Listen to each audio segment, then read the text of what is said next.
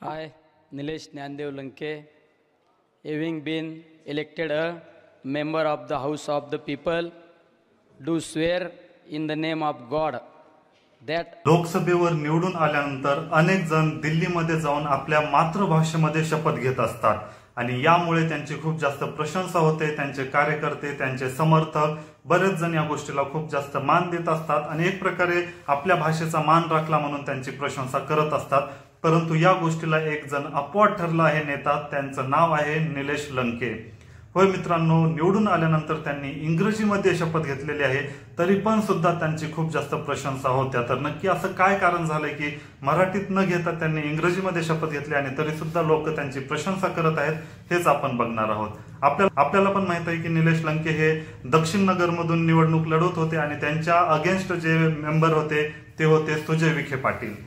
तर त्या दोघांमध्ये जी लढत झाली होती त्यामध्ये निलेश लंके यांचा विजय झाला आहे आणि त्यानंतर जेव्हा ते आज शपथ घ्यायला गेले होते तेव्हा त्यांनी मराठीमध्ये शपथ न घेता इंग्रजीमध्ये शपथ घेतली।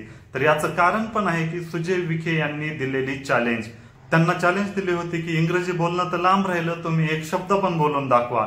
तीच चॅलेंज स्वीकारल्यामुळे त्यांनी आज इंग्रजीमध्ये शपथ घेतलेली आहे। जेव्हा निवडून ते आले होते तेव्हा त्यांनी अगोदरच सांगितलं होतं की मी शपथ घेणार ते इंग्रजीमध्येच आणि यामुळेच त्यांची आज सगळीकडे प्रशंसा केली जात आहे।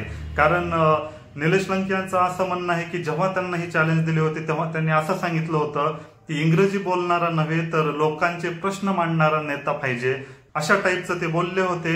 आणि वेळ पडल्यावर आम्ही सभागृह देखील बंद पाडू आणि लोकांचे प्रश्न देखील मांडू आणि जर तुम्ही चॅलेंजेस दिलेली आहे तर ती चॅलेंज पण स्वीकारतो। आणि ती चॅलेंज स्वीकारल्यामुळेच आज त्यांनी इंग्रजीमध्ये शपथ घेतली आणि यासोबतच त्यांनी लोकांचे प्रश्न आग्रहीने मांडण्यासाठी सुद्धा मी नेहमीच तयार आहे आणि यासाठी सभागृह सुद्धा गरज पडल्यावर बंद पाडण्याची सुद्धा हिंमत आहे, असं पण त्यांनी वक्तव्य केलेलं आहे।